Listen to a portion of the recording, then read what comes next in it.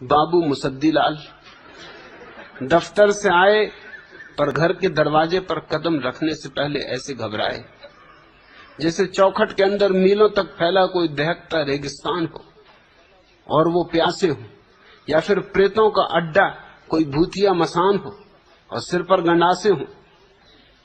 घर घर न कोई चिड़ियाघर हो जिसमें खूंखार जानवर आबाद हो, सबके सब भूखे हों और आजाद हों। न जाने उनके ऊपर किस दुर्वासा के शाप थे कि वो एक नहीं, दो नहीं, 5 लड़कियों के बाप थे। किस्मत की मारी थी, बेचारी थी, पीली पड़ रही थी।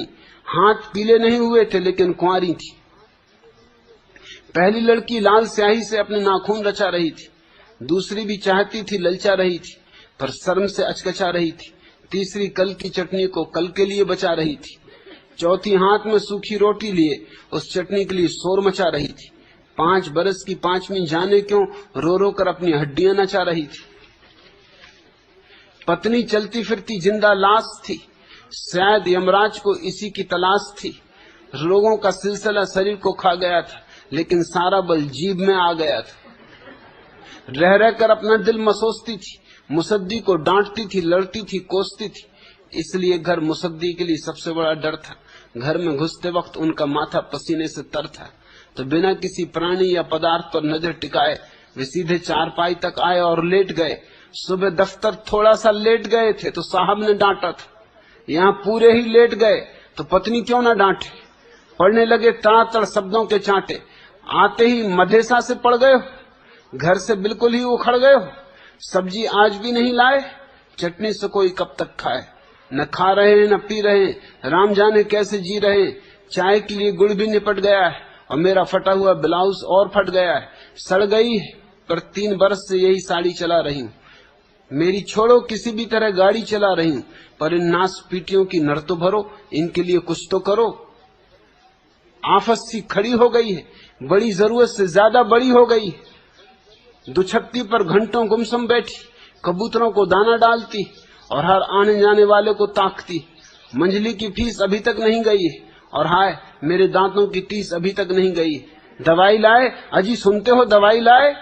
मुसद्दी बेचारा क्या बताए। जैसे तैसे कुछ शब्द उसके होंठों तक आए।